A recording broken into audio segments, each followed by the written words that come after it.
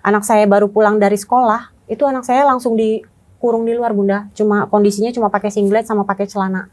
Ditemukan bahwasannya ada pecah di kepala, di tempurung kepala anak saya Bunda. Mengabarkan bahwasannya Nizam itu meninggal diperkirakan oleh ibu tirinya dan ditemukan di dalam karung Bunda. Saya ketemu lagi sama anak saya, kondisinya sudah sangat memprihatinkan gitu Bunda.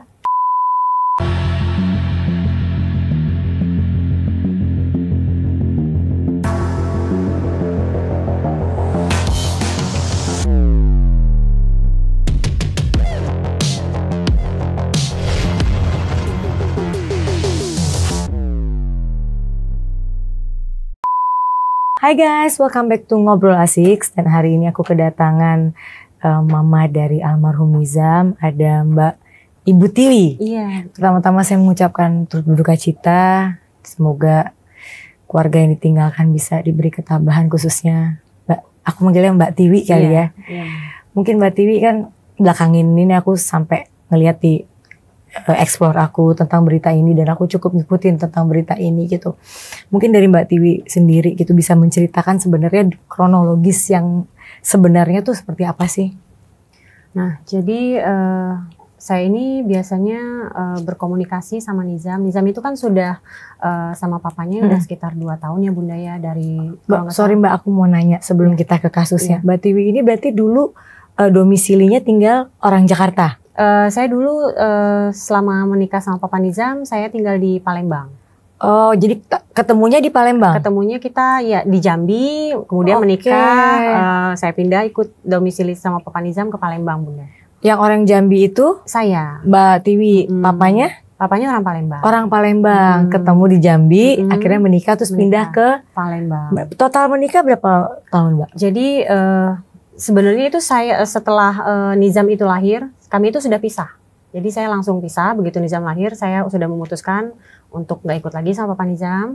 Jadi pada saat itu kita sebenarnya sudah pisah. Tapi resminya kita pisah itu, kan Nizam lahir tahun 2018. Kita resminya pisah 2020, Desember. Berpisah secara baik-baik? Secara agama, iya. Jadi perpisahan kita memang secara baik-baik. Oh, tidak ada permasalahan? Tidak ada, istilahnya tuh ada permasalahan sih Bunda, yang namanya perpisahan kan pastinya ada karena pasti ada sesuatu ada ya. sesuatu gitu. Tapi ya memang itu sudah berdasarkan kesepakatan kita gitu, bahwasannya kita kayaknya nggak bisa sama-sama lagi. Saya udah dikembalikan akhirnya ke Jakarta, ke rumah orang tua. Ya, tapi hubungan kita pada saat itu ya ada sih hubungannya yang ada fasenya kita nggak baik-baik aja gitu. Ada sempat Nizam diambil paksa sama papanya, pada saat itu ada fase-fase itu. Nizam 9 bulan sama papanya, kemudian dikembalikan kepada saya. Dari Nizam umur 1 tahun 1 bulan sampai umur 4 tahun kemarin saya yang rawat gitu. Oke, berarti setelah berpisah ada beberapa waktu yang Mbak Tiwi itu berjauhan sama Nizam. Iya, ada sekitar 9 bulan Bunda. Tapi kan namanya anak masih seumur begitu pasti nyariin mamanya. Waktu itu Nizam itu diambil sama Papa Nizam waktu itu umur 2 bulan Bunda. Oke. Jadi belum ngerti juga. Jadi belum ngerti gitu. Tapi dalam kurun waktu 9 bulan itu Nizam ya banyak sakit, adalah gitu, ada masalah kesehatan di Nizam, yang akhirnya membuat Papa Nizam dan keluarganya memutuskan untuk mengembalikan lagi kepada saya. Nah setelah itu saya rawat Nizam, kalau nggak salah itu umur Nizam 1 tahun 1 bulan ya Bunda ya. Nah itu saya yang merawat sampai umur Nizam 4 tahun kemarin. Nah dalam kurun waktu tersebut itu saya komunikasi sama Papa Nizam baik-baik aja gitu. Dan gak ada apa-apa sampai akhirnya di Desember 2022 itu ada hal yang mengharuskan memang Nizam untuk ikut sama papanya terlebih dahulu, karena kan biasanya Nizam kan diasuh sama neneknya ya Bunda ya. Pada saat itu neneknya harus pulang ke Jambi. Jadi saya diskusi ini di Jakarta ya? Iya, saya di Jakarta. Ini kan Nizam sudah ikut saya di Jakarta nih Bun. Nah jadi kebetulan pada saat itu ibu saya harus pulang ke Jambi. Jadi saya diskusi sama Papa Nizam, ini Nizam maunya gimana nih Papa Nizam, apakah saya hire neni atau pengasuh aja atau bagaimana? Nggak usah deh katanya, untuk sementara waktu Nizam sama saya aja. Kebetulan pada saat itu dia sudah menikah dan belum punya anak istrinya. Dan kenapa saya akhirnya mau nih untuk Papa Nizam membawa Nizam, karena saya pikir pada saat itu istrinya itu baik Bunda, karena perawakannya polos seperti orang baik gitu ya, latar belakangnya katanya dari keluarga baik-baik. Jadi saya percaya sama mereka gitu, karena nggak pernah ada track record gimana-gimana si perempuan itu kan Bun. Jadi saya percaya gitu. Saya nggak pernah ada rasa curiga. Betul, saat kita kadang menitipkan anak kita kan kita pasti benar-benar khawatir dengan siapa kita titipin anak kita kan. Tapi kan karena mungkin ini dengan ayahnya dan mungkin yang seperti Mbak Tiwi bilang tadi tidak melihat gelagat aneh dari ibu sambungnya ya. Betul. Sampai akhirnya berarti di tahun 2022 dititipkan ke ayahnya. Nah, berarti dari tahun 2022 sampai kemarin kejadian ini pernah ketemu lagi nggak? Saya belum sempat ketemu Bunda. Jadi memang saya merencanakan di tahun depan karena kan ini kan Nizam baru mulai masuk sekolah ya Bun. Jadi kita nggak mau nih ganggu Nizam dulu biar Nizam fokus. Nanti pada saat liburan nanti saya mau ke sana mau ngajakin Nizam liburan di Jakarta gitu. Nah, tapi komunikasi kita baik Bunda. Dalam beberapa 3 bulan yang lalu itu saya memang diblokir sama Papa Nizam, tiba-tiba diblokir padahal kita nggak ada masalah gitu ya. Dan memang selama 3 bulan terakhir ini memang saya hanya berkomunikasi sama si bundanya Nizam itu aja, sama si ibu sambungnya. Nah itu komunikasi kita baik-baik aja Bunda. Nah kalau terkait dengan kronologisnya itu terakhir kan Nizam kan di awal Agustus dia minta beliin meja belajar. Jadi saya sempat belikan meja belajar kecil gitu yang ada bangkunya 2 untuk dia duduk sama adiknya gitu Bunda. Kalau nggak salah saya terakhir video call Nizam itu di tanggal 9 atau 11 Agustus. Nah itu terakhir video call saya sama Nizam. Nah di tanggal 16 di hari Jumat saya minta video call lagi nih sama ibu sambungnya. Sama si tersangka. Kejadiannya ini di tanggal? Di tanggal 19. Nah, jadi dari tanggal 16 itu saya mau video call. Saya kan harus kalau misalnya mau video call itu harus follow up dulu Bunda. Jadi misalnya saya mau video call hari ini. Jadi saya harus follow up tuh H-1. H-1 saya sudah harus follow up Bunda Nizam. Saya mau video call Nizam besok malam ya habis maghrib. Itu pun belum tentu direspon. Nah saya harus follow up lagi hari ini. Di tanggal 16 itu saya follow up lagi. Saya bilang saya mau video call Nizam habis maghrib. Tapi nggak digubris. Begitu saya video call habis maghrib nggak diangkat. Katanya alasannya pada saat itu lagi hujan besar. Ya udah nggak apa-apa.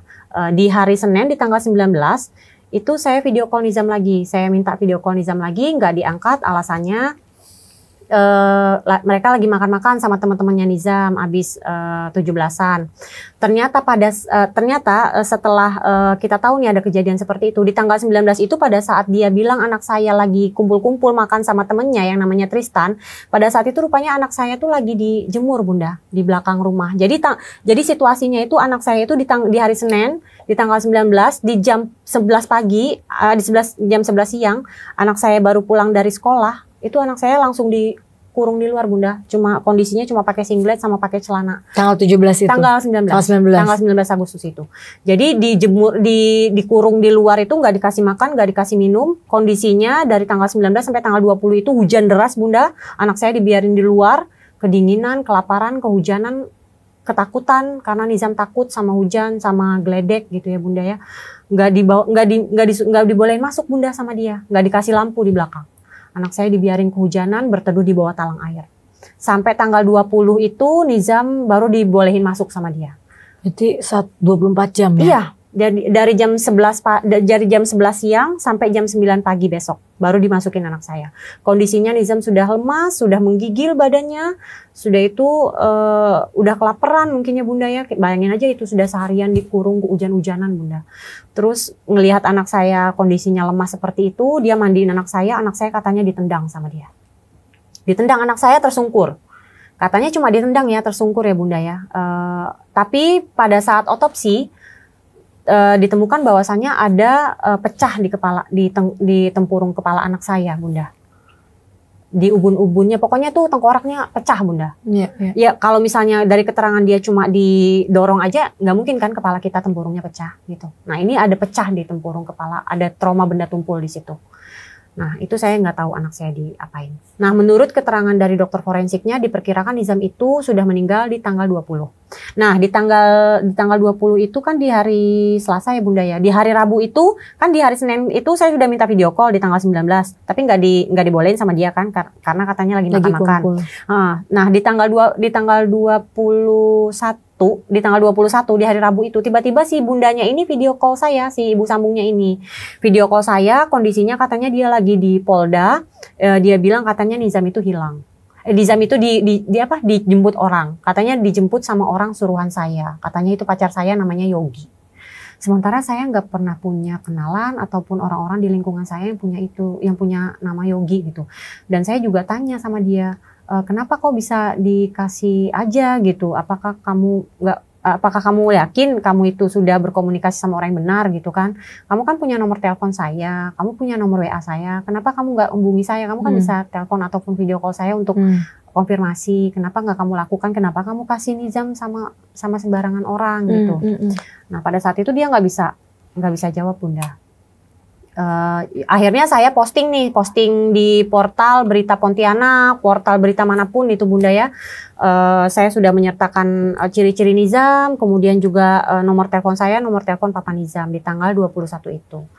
Nggak ada progres apapun, ada beberapa informasi yang kayaknya nggak valid gitu ya Bunda ya. Sampai akhirnya tanggal 22 saya ditelepon sama tantenya Papa Nizam mengabarkan bahwasannya Nizam itu sudah meninggal.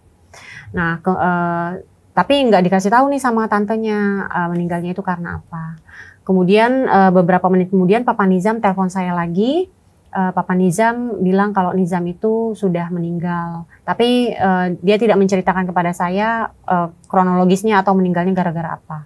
Sampai pada beberapa menit kemudian netizen telepon saya. Kan saya kan tadi sudah sudah posting berita kehilangan, sudah saya sertakan nomor telepon saya. Ada netizen yang ternyata tetangganya Papa Nizam itu menghubungi saya mengabarkan bahwasannya Nizam itu meninggal diperkirakan oleh ibu tirinya dan ditemukan di dalam karung Bunda. Dan karung itu pun juga diselipan rumah Bunda. Kayak anak saya tuh kayak dibuat kayak nyelipin sampah gitu Bunda. Jadi Nizam itu dimasukin dalam plastik, kemudian di dalam karung diselipin di antara mesin cuci sama apa gitu. Dia tuh ditumpuk-tumpuk sama plastik-plastik katanya gitu. Jadi penemuan Nizam itu sangat tragis Bunda. Jadi diperkirakan Nizam udah meninggal tanggal 20, tapi Nizam baru ditemukan di tanggal 22 itu. Lalu Mbak kondisinya sudah dalam Mbak berangkat ke sana di tanggal 23. Karena itu tanggal 22 itu udah malam ya Bunda ya. Kita udah nggak tahu lagi, dan di TKP juga lagi olah TKP, udah penuh orang. Saya juga nggak bisa berangkat pada saat itu juga karena saya masih shock Bunda. Saya nggak tahu anak saya bisa seperti itu. Akhirnya keesokan harinya saya langsung berangkat jam 3 subuh, saya udah berangkat ke bandara. Penerbangan di jam 5.50 waktu itu. Langsung saya pergi ke rumah sakit, katanya akan diadakan otopsi pagi itu. Nah, saya langsung ke rumah sakit, saya langsung lihat jenazah anak saya. Pada saat saya ke rumah sakit, jenazah anak saya itu sudah di dalam kantong jenazah Bunda. Pas dibuka itu kantong jenazah, kondisi anak saya itu sudah bengkak Bunda. Udah bengkak, udah keluar cairan juga. Iya, sudah proses pembusukan, sudah bengkak, sudah mengeluarkan cairan warna hijau, sudah berbau. Saya nggak bisa lagi peluk anak saya cuma bisa melihat dari jauh Bunda. Bayangkan saya udah nggak ketemu sama Nizam itu sudah 2 tahun Bunda. Dan pada saat saya ketemu lagi sama anak saya, kondisinya sudah sangat memprihatinkan gitu Bunda. Saya merasa sangat sedih dan saya sangat terpukul karena Nizam itu anak saya yang pertama, anak laki-laki, anak tunggal saya masih Bunda. Saya nggak ngira kalau anak saya itu bisa diperlakukan seperti itu sama ibu sambungnya yang saya kira dia baik gitu. Karena nggak ada indikasi dia bisa melakukan hal seperti itu karena orangnya polos Bunda. Tapi Mbak Tiwi, mungkin sebelum kita nanti setelah melihat jenazah Nizam ya, selama 2 tahun pasti kan video call bisa berapa bulan sekali atau berapa minggu sekali atau berapa hari sekali? Nah biasanya itu saya video call itu ya paling 2 hari sekali atau 3 hari sekali. Pasti video call. Pasti video call atau seminggu 2 kali gitu. Itu udah pasti video call karena saya kan juga menjaga perasaan ibu sambungnya ya. Saya juga nggak mau terlalu ngoyo gitu. Nanti takutnya tersinggung. Saya nggak mau merusak hubungan baik saya sama ibu sambungnya. Saya maunya baik-baik aja. Jadi saya mengatur itu semua supaya smooth gitu, supaya saya bisa tetap berkomunikasi dengan baik gitu. Saya jaga perasaannya. Dan itu berjalan dengan lancar Bunda. Tapi seperti yang saya sampaikan sebelumnya, kalau misalnya saya mau video call Nizam, itu memang harus follow up H-1 Bunda sama hari H gitu. Nah itu sih Bunda. Ada nggak tanda-tanda di saat video call Nizam yang mamanya kenal selama ini kadang-kadang punya ekspresi atau hal yang mengkhawatirkan gitu, kayak membuat ya sebagai ibu kan pasti punya perasaan di saat anak-anak kita lagi kenapa-napa. Ada nggak perasaan kayak gitu? Kalau perasaan kayak gitu sih enggak Bunda. Karena Nizamnya biasa aja dia? Biasa aja. Jadi setiap saya video call, Nizam itu kondisinya udah mandi, lagi makan, lagi belajar, memperlihatkan progres positif Bunda. Jadi yang tadinya Nizam nggak bisa nulis, jadi kalau misalnya video call Nizam, Mama Nizam udah bisa nulis nih huruf A, Nizam udah bisa nulis nama Nizam, terus Nizam udah bisa ngaji, Nizam udah bisa membaca. Nah itu progresnya selalu positif Bunda. Jadi saya pun juga nggak merasa gimana-gimana karena anak saya ternyata pada saat itu saya lihat anak saya kondisinya baik Bunda dan progresnya positif pada saat itu. Namun kan kalau bisa dilihat kan ibu sambungnya terlihat sepertinya baik gitu ya. Dan ada nggak sih kecurigaan atau misalnya kayak kekhawatiran bahwa si ibu sambungnya ini bisa memperlakukan Nizam tidak sesuai dengan yang kita pikirkan gitu? Ada nggak punya kepikiran ke sana? Nggak ada juga Bunda. Karena orangnya sebaik itu Bunda. Orangnya tuh halus, polos, ala-ala perempuan daerah gitu ya Bunda ya. Jadi yang keibuan, orangnya lembut banget Bunda. Aku kan dengar ada juga netizen yang bilang karena dia juga habis melahirkan ya, mungkin ini baby blues katanya. Nah, ada yang bilang kayak gitu. Iya. Atau makanya kadang kan kita melihat orang yang katanya baik, lembut, halus, tiba-tiba katanya kalau baby blues bisa jadi berubah. Ataukah memang sebenarnya menurut Mbak Tiwi emang aslinya nih orang jahat gitu? Iya. Nah, jadi kemarin sempat kita wawancara sama salah satu stasiun TV dan ada kriminolognya juga Bunda. Dari keterangan kriminolog tersebut ini bukan termasuk baby blues sih Bunda, karena anaknya udah 1 tahun 1 bulan Bunda. Oh, anaknya udah gede, bukan bayi lagi. Bukan bayi lagi. Bukan baby blues dan itu pun kalau baby blues itu harusnya dilampiaskan ke anaknya, tapi ini ke Nizam. Dan ada motifnya Bunda. Setelah saya kan sempat ketemu nih sama pelaku ya di Polda Pontianak ya. Saya sempat tanyakan kepada pelaku apa sih yang membuat kamu melakukan hal tersebut sama Nizam. Awal-awal dia nggak mau ngomong nih, masih nunduk, masih diem. Tapi kita coba ajak komunikasi lagi, saya coba gali kan alasannya apa. Dapat ditarik kesimpulan dan dia juga sudah ngaku sendiri kalau dia merasa cemburu. Dia merasa bahwa Papa Nizam itu kasih sayangnya lebih besar ke Nizam dibandingkan dengan anaknya. Padahal itu nggak kayak gitu Bunda. Dia cuma merasa gitu kalau Papa Nizam ini lebih cenderung sayang sama Nizam dibandingkan dengan adiknya. Waktu Nizam kecil, Nizam selalu digendong, sementara adiknya nggak pernah digendong. Kalau misalnya Papa Nizam di rumah, yang selalu dipanggil itu Nizam, yang selalu diajak mandi Nizam, adiknya nggak pernah diiniin sama papanya gitu. Jadi kayak itu semacam cuma perasaan-perasaan dan alibi-alibi aja sih Bunda. Intinya cemburu yang nggak ada, ya? yang nggak mendasar gitu. Dia melakukan hal tersebut, ada kemungkinan hal tersebut ini udah dilakukan berulang-ulang Bunda. Dan berketerusan, karena kan itu kan sudah ditemukan balu-balu itu kan sudah dari TK Bunda. Artinya kan itu kan kekerasan itu sudah dilakukan sudah lama gitu. Mungkin batas kemampuan dan ketahanan Nizam itu di tanggal 19 hanya sampai tanggal 20 itu gitu. Nizam nggak pernah menceritakan dia apa-apain ke temennya atau ke gurunya, nggak pernah? Nggak pernah. Nah itu kan ini anak luar biasa banget ya. Jadi Nizam itu kan baru sekolah sebulan nih Bunda. Jadi 2 minggu dalam kurun waktu 2 minggu Nizam sekolah itu udah ditemukan nih ada balu di sininya, di mata kirinya Nizam ini ada balunya, kayak abis ditonjok gitu Bunda. Nah ditanyain sama gurunya kan, Nizam kenapa nak, matanya kenapa? Nggak apa-apa Bu, Nizam matanya kena pintu. Udah dikonfirmasi juga sama ibunya, kata ibu sambungnya itu iya juga kena pintu. Jahatnya ya Allah. Ya, gitu Bunda. Ayahnya tahu Nizam. Nah iya. Nah yang 2 minggu itu akhirnya ayahnya tahu, karena kan itu kan di mata ya. Akhirnya ayahnya tahu, ditanyain sama ibu sambungnya nggak ngaku. Akhirnya ayahnya langsung telepon ke orang tuanya di Palembang untuk jemput Nizam sekolah di Palembang aja. Nah pada saat itu aturannya kakeknya Nizam itu mau jemput Nizam itu seminggu setelah kejadian Bunda. Sudah ada tiketnya Bunda. Sudah tiketnya kakeknya Nizam itu sudah saya terima. Saya sudah tahu bahwasannya kakeknya. Dan pelakunya juga tahu. Pelakunya itu tahu. Makanya kayaknya mungkin karena takut juga ya Bunda ya, ditanyain sama mertua kenapa cucunya bisa sampai seperti itu. Akhirnya kan kejadian ini kan pada saat Papa Nizam itu dinas keluar kota di Sintang 3 hari. Nah kejadian pembunuhan Nizam itu di 3 hari ini Bunda. Jadi seperti sudah direncanakan di 3 hari ini ya, anak ini harus habis nih gitu. Ada nggak menanyakan ke pelaku bahwa apa yang Nizam lakukan saat itu atau di hari itu yang membuat dia sangat emosi? Nah, atau memang dia sudah rencanakan atau itu memang karena Nizam mungkin melakukan sesuatu yang sekalian aja nih gitu? Ya. Nah kalau di hadapan saya dia tidak mengaku, tapi kan ada percakapan dia sama dukun. Dia sempat berkomunikasi pada saat Nizam, saya nggak tahu ya pada saat itu kondisi Nizam apakah masih lemas atau sudah meninggal, saya nggak tahu. Nah dia sempat menghubungi paranormal, sempat menghubungi dukun dan menceritakan kronologinya apa yang dia lakukan terhadap Nizam. Nah di situ juga dia menceritakan bahwasannya Nizam ini pulang-pulang katanya dia temukan bajunya itu kusut. Namanya anak sekolah kalau pulang sekolah bajunya kusut.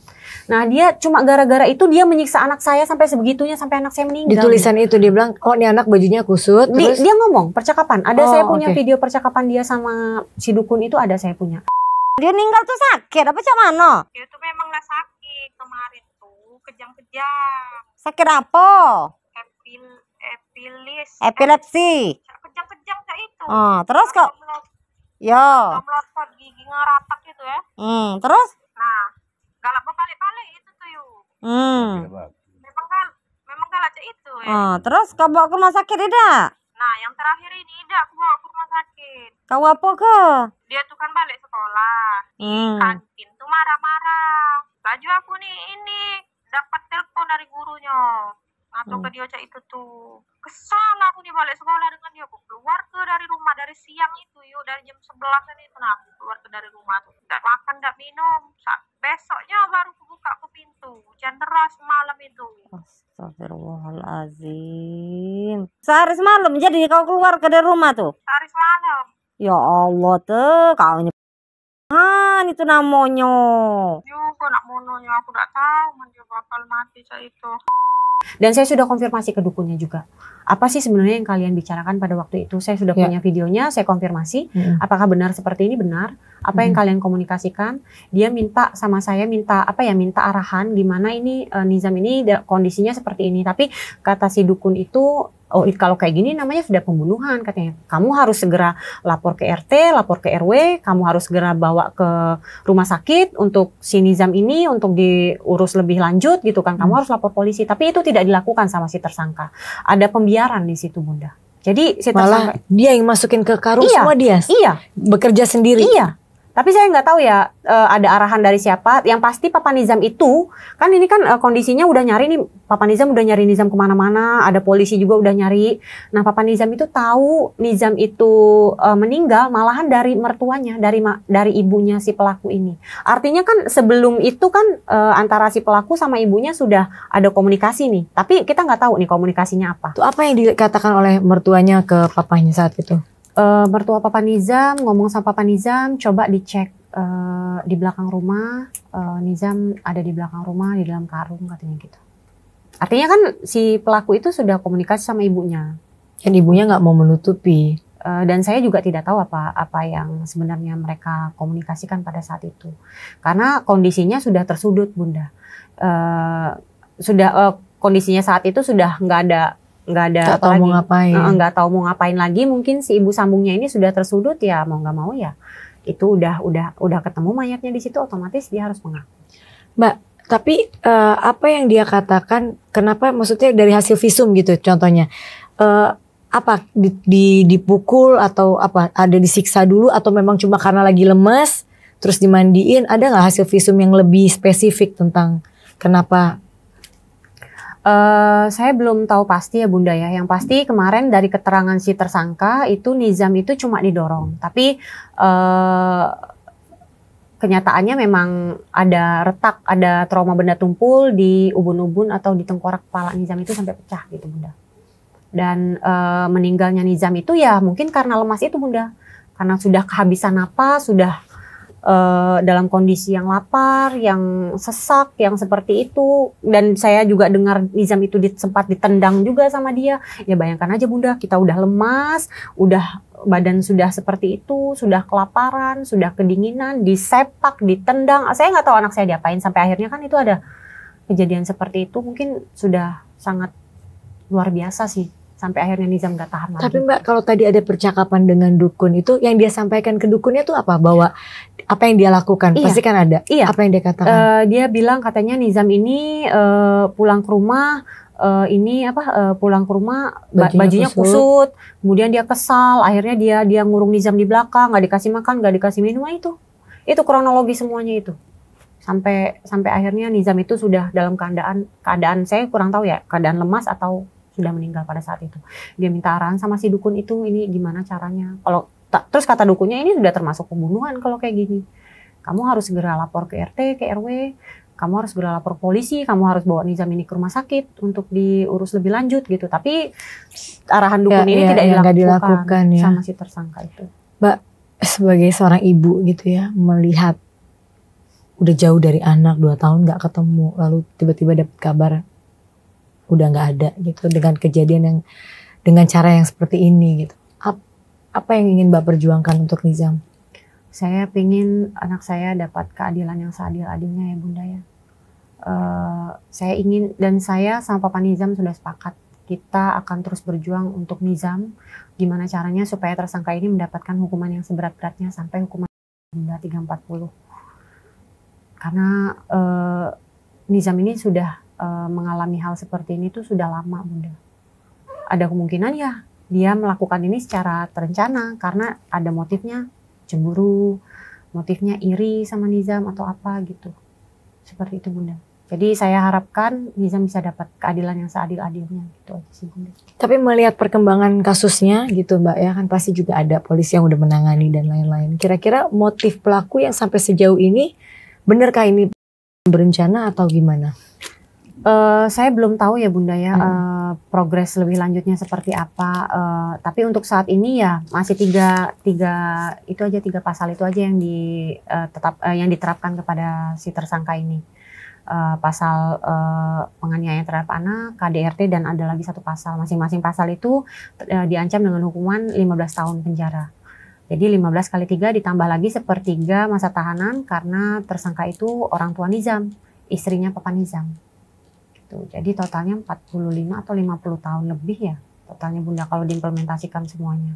Ada nggak sih setelah kejadian ini banyak yang ngomong artinya bahwa oh saya tahu tuh dia begini, dia begitu, atau dari tetangga sendiri gitu. Ada nggak sih Mbak?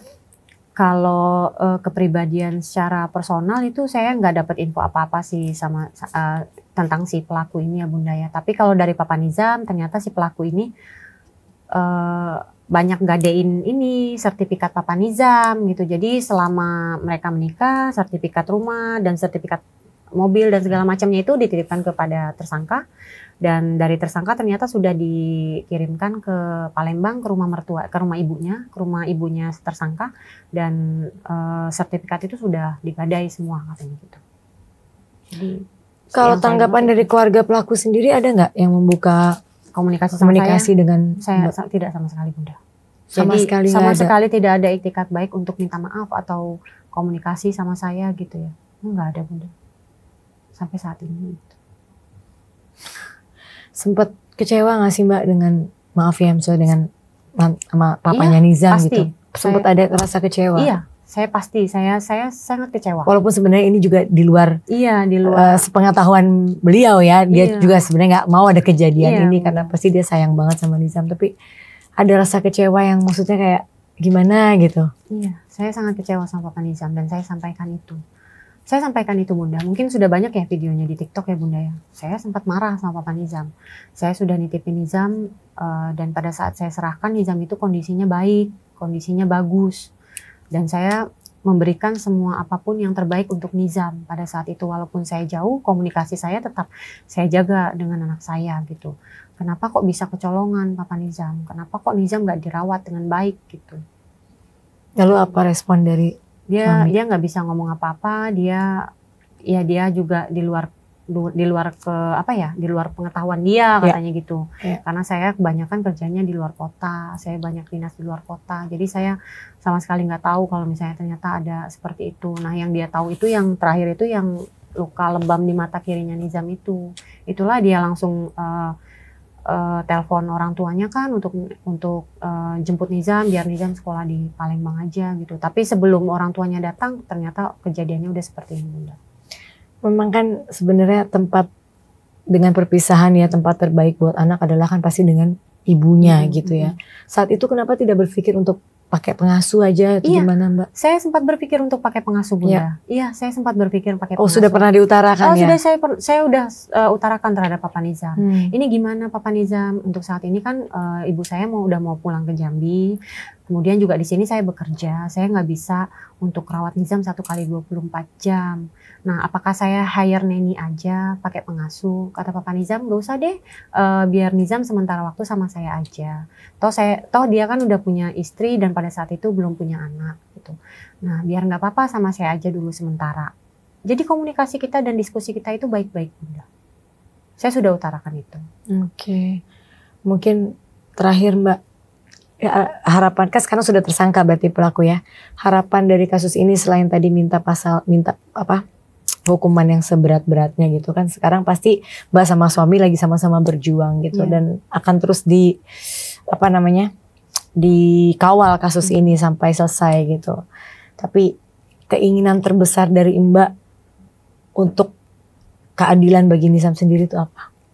Saya ingin supaya kasus ini bisa terus berjalan sesuai dengan aturan yang ada, tidak tersendat prosesnya. Saya ingin supaya bisa diproses dengan sejelas-jelasnya, seclear-clearnya Bunda. Dan memang bisa diterapkan semua pasal yang itu tadi ya Bunda ya. Yang pembunuhan itu 340. Jadi kita memang fokusnya itu gimana caranya kita supaya bisa mendapatkan keadilan itu Bunda. Pasalnya 340 dengan ancaman hukuman seumur hidup atau hukuman. Sekarang berarti pelaku ditahan di Polda Palembang. Polda Pontianak. Loh. Oke. Iya, jadi untuk nanti pengadilan, penahanan dan lain-lain itu akan di Pontianak Bunda. Jadi nanti setelah vonis juga dia akan dipenjaranya di Pontianak. Sekarang papanya Nizam ada di Palembang untuk saat ini. Kemarin sedang ada urusan di Palembang, tapi besok pagi kayaknya dia bakal pulang ke Pontianak. Lalu anak dari papanya Nizam dengan pelaku ini ada di mana sekarang? Ada sama Papa Nizam, diurus sama neneknya Nizam, sama ibunya Papa Nizam. Jadi bukan dengan keluarga pelaku ya? Bukan. Dengan keluarganya. Dengan keluarga Papa Nizam. Oke Mbak, terima kasih banget untuk kedatangannya hari ini dan bisa berbagi tentang ini. Sekali lagi kita mau benar-benar turut berduka cita. Semoga mendapatkan titik terang dan pelaku bisa dihukum seberat-beratnya. Ya, amin. Terima kasih juga Bunda, saya sudah diberikan kesempatan untuk datang ke sini speak up untuk kasus anak saya. Terima kasih. Terima kasih. Oke guys, thank you for watching. Jangan lupa like, comment, dan subscribe.